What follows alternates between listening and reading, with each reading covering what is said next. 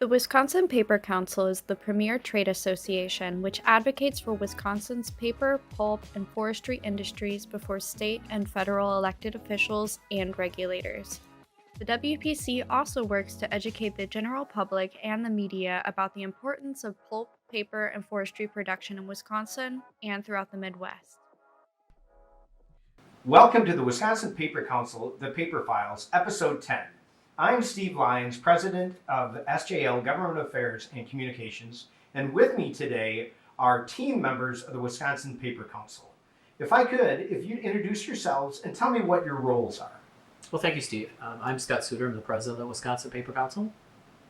Hi, and I'm Pat Stevens. I'm the Vice President of Environmental and Regulatory Affairs and General Counsel for the Paper Council. And I'm Michaela Chafin. I'm Communications and Development Analyst at the Wisconsin Paper Council. So the Wisconsin Paper Council is a statewide association that deals with the paper industry in Wisconsin, but can you tell me more about what the Paper Council does, who they are, what you represent, and just kind of an overview of the Wisconsin Paper Council? Well, sure, Steve. We're an advocacy organization. We have been in existence since 1968, and we represent not only the paper mills, but also their extensive supply chain. And we represent them in terms of in terms of workforce. We represent them at the Capitol. We represent them before regulatory agencies, and we make certain that we work to correct false narratives that may be out there that the paper industry is dead, the paper industry is dirty, that the jobs are so-so. None of those are true. But it's our job to make sure that we promote and protect the papermaking industry here in Wisconsin. Wisconsin is the number one state in paper production throughout the entire nation. And it's our job to not only make sure that we promote the industry, but make sure those jobs stay here. We also make certain that those opportunities continue to exist for our papermaking industry here in Wisconsin. So the Wisconsin Paper Council partners with other statewide organizations.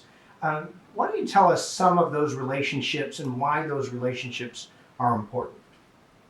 Sure. Thanks, Steve. Yeah, well, one of the things that we do is we work extensively on the environmental front.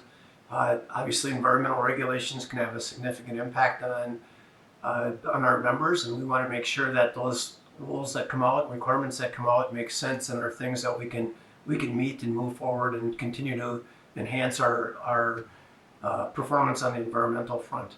So when we do that, we often partner up with other associations and other groups that have interest in those topics as well. That helps us kind of amplify our voice as we go forward and again, advocate on behalf of the paper industry. Well, and we also work with other organizations, both on the state and national level.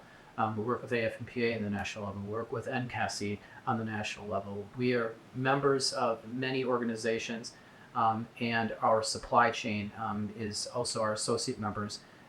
Work very, very hard and work on our committees to provide not only input but guidance. So to make sure that our papermaking industry remains strong, we take that guidance, we take their ideas, and we take their input and make that work for the entire industry. And that's really one of the advantages to participate in the committees that we have. On the environmental front, we have two main committees. One is a water quality committee and the other one is an air committee. And there's a couple of things that's great about participation on those committees. One is, as Scott just alluded to, it gives you an opportunity to impact policy. When we get ideas and hear concerns from our members, we go back and build that into our advocacy efforts as we go forward. In addition to that, you obviously get a lot of updates and information in regard to what's going on in the environmental front. So it's a great opportunity to get up to speed on some of those issues that are going on. We also provide the PowerPoints and information after that. So if our members want to go out and brief some of their other folks in their office, they can take that information and use that. We also do webinars, we do conferences. We have at least 3 environmental conferences throughout the year. We have webinars on the energy front. We just had one with focus on energy with several of our coalition partners. We'll have another one on natural gas coming up very soon. And our Forestry and Transportation Committee just had a webinar on salient matters with regard to that committee. Michaela heads up our Workforce Committee as well. Yeah, our Workforce Relations Committee we started last year, which is 2023. We've had a couple meetings so far, but the main goal is to build a workforce talent pipeline for Wisconsin, specifically for the paper mills, but also looking at other areas, with our associate members, forest products in general. So we meet about 4 times a year, and members are encouraged to attend those committees, even if you have one person from a company already on that committee. As many people from your organization can attend those meetings. And in addition, we also have our annual meeting, which is a chance for members to get together and network. That's coming up in June, and that will be in the Fox Valley. We also have a very fun and exciting golf outing that'll occur October 1st of this year at Bullseye Golf Course in Wisconsin Rapids, and several other events throughout the year that are networking opportunities for our members, in addition to the committees that have been mentioned right now. We also have an energy committee, and we also have a government relations committee, in addition to our board of directors committee, which is, we have a very active board of directors, and they're very excited about what we're doing and want to make certain that we are doing everything we can to advocate for the industry, whether it's on social media, which Michaela heads up, or our committees. And we want to encourage folks to get involved however they'd like in our committees. We provide up-to-date, accurate, and detailed information that hopefully will be valuable to members. We work very, very hard to make certain that the information is valuable to our members and that they are armed with that information so they're prepared for opportunities. So with Wisconsin being the #1 producer of paper, it seems like there's just a plethora of topics that need to be tracked and followed on a daily basis, perhaps even with hourly basis in some instances. Why didn't you talk about some of the big issues that the Wisconsin Paper Council has tracked this past year, whether it be legislative or public policy or on a national front, just things that are on the forefront of the Paper Council? Sure, well, I'll start out, I guess, and touch base on a couple of issues, and kind of maybe a family of issues really relate to PFAS and kind of as an emerging contaminant. A lot of focus both in the state capital and at the federal level on that particular contaminant. That's I should say family contaminants. That's an issue that we're very heavily involved in as we go forward to try to make sure that any regulations that come out, again, make sense. One of the big ones that just came through recently that was in process had to do with groundwater rules and requiring certain sort of activities to meet PFAS standards in the context of groundwater. One of the things that was really significant about that debate is that we were able to get DNR to agree that that rule was going to cost over $10 million to basically affected parties over a 2-year period. And that's significant because under state law, if that happens, that rule can't go forward until the legislature passes legislation authorizing it to move forward. So that's really the first time in my career, and I have a long career, where I've actually seen that happen, where that law has resulted in a rule being stopped. And so I think we were pretty happy that we were able to convince the DNR and regulators that that rule actually was very expensive and that that merited review by the legislature. We've also worked on the legislative front to, even if bills sound good, sometimes they may have unintended consequences. So we not only research bills, we track them, but we also advocate on both sides of the aisle. We're a very bipartisan organization, but we make certain that we provide the input from the industry to stop bad things from happening, but also promote good things. One of the good things that this council has done in coordination with a great coalition was the chemical recovery boiler bill. Small but very important bill which changed the timeline for the inspection of chemical recovery boilers. That increased safety for workers. It also saved a great deal of money, literally millions, for our members.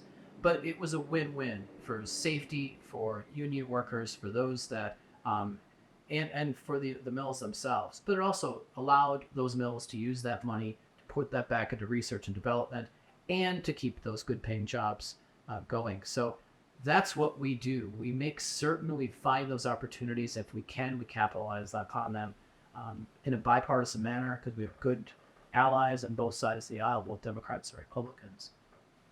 Now, when you say track, why don't you walk through people watching? What does tracking legislation mean? Can members track? Is that another offering from the Paper Council? What does that mean? Sure. Well, we ask our members, and if there are issues they want us to track, we will take notice of what's happening on several fronts, whether it's on the state budget, whether it's in the regulatory agencies, whether it's legislation, or even general issues like workforce. We pay attention to what's happening on the state and national levels for those issues and report back and try to provide quality, accurate, and up-to-date information for those members. And if there are specific projects or ideas or needs, we'll do what we can to provide those services. If we can't do it, we have coalition partners that help us do it on the state and national level. One of the key things that the Paper Council offers to its members is communication. Can you talk about the communication back and forth with members? What does that mean? What do they get? And how does that all work? So I'll cover that. We have email lists that we send out. We have our weekly paper in the news, which is articles, webinars, events, upcoming, anything that is important for our members to know and for anyone to know. Anyone can join the paper in the news email list that goes out weekly. It lets you know if we have an upcoming webinar or if there's an event in Wisconsin that would be important for your company to attend. We also have monthly newsletters, and those are more of a Wisconsin Paper Council team update that lets you know what our committees are doing, what we're tracking in the legislature, and just anything important for that month. And those are for our members only.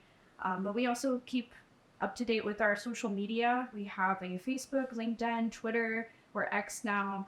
And then we also have a YouTube channel where you can view the Focus on Energy webinar that we just recently had, or the podcast that we have. But we also, for our committees, provide updates on salient issues. We have subject matter experts on our team. And for those committees, we provide up-to-date information that our members both want and need to make decisions to keep their businesses growing. Now, you mentioned a couple major successes. We talked about PFAS, talked about the chemical recovered boiler legislation and others. It's probably a good segue into what are some of the things that a company or an entity that's looking and considering joining the Paper Council, what are some of the benefits that they would do with their membership? Well, one is certainly networking. They're going to have interaction with not only the mills, but the supply chain. That's important. We help to try to facilitate that. But it's also information. It's being first in terms of having that information. The quicker you get the information, the better opportunity you're going to have to make decisions. And you also have to be alerted to items, whether they're regulatory or legislative, that are occurring. If you're, the old adage legislatively, if you're not at the dinner table, you're on the menu. Well, we don't want that to occur. We want to make sure people are armed with the correct information they need to make the right decisions. And we also provide, when we are asked for strategic advice, but we also provide and ask for input from our members in terms of what they're doing, what best practices are out there. We just asked for best practices, are doing some research on bale dewiring to find out for our members where they can save some money, but also increase safety for their workers. So there's a whole host of things that we do that provide benefits to our members. And that really, we have members that are very interested in environment. They're interested in what's happening in the government affairs level. They're very interested in workforce and forestry and transportation and energy. So we try to provide all of that information and take that information and get that information to them as quickly as we can. So one of the things that we also try to do is, at least on the environmental front, is we'll often help our companies out on an individual basis. So if they're trying to figure out what's the best way to manage an issue or who to approach over at the regulatory agencies, we can provide that information. We'll also advocate on their behalf. We'll attend a meeting with them and provide some suggestions about how to advocate and actually come to the table with them. So we can provide that service not only on a policy-wide kind of impacting everyone, but on the individual company basis as well. We provide services. Well, we also help navigate the regulatory agencies and navigate, it's a very complicated process sometimes with the legislature and the regulatory process, but having those relationships with Democrats or Republicans and state regulators, whether they're at the PSC or DNR or DHS, is very, very important. And we have those relationships, so we're very proud of that. We leverage those relationships for our members when necessary. So the Paper Council and its members have very successful 2023, but going into 2024 on the horizon, what are things that will be happening this year, and to look into the future on things that members should be looking for? Sure. Well, we've got our environmental conference coming up on May 8th. So that's something we're going to do great participation for. We've got a number of exciting elements to that. Certainly our annual meeting coming up in June, our golf outing, which I mentioned, but also webinars, which we've been doing and will continue doing.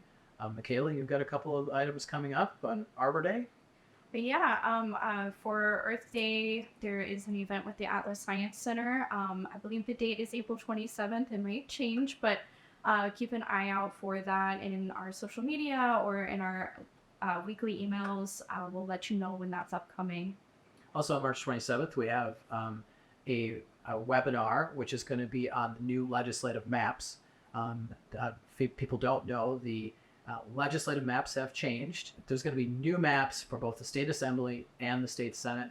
And we're going to have Joe Handrick come in, who's an expert in redistricting, come in and talk about what that looks like, what the impact will be, and what folks will have in terms of their respective representatives, or at least those that will be running in those districts. So that's going to be an interesting one coming up very, very shortly here. So there's a lot of items that are coming up that are opportunities, one for networking, but certainly for information that people may want.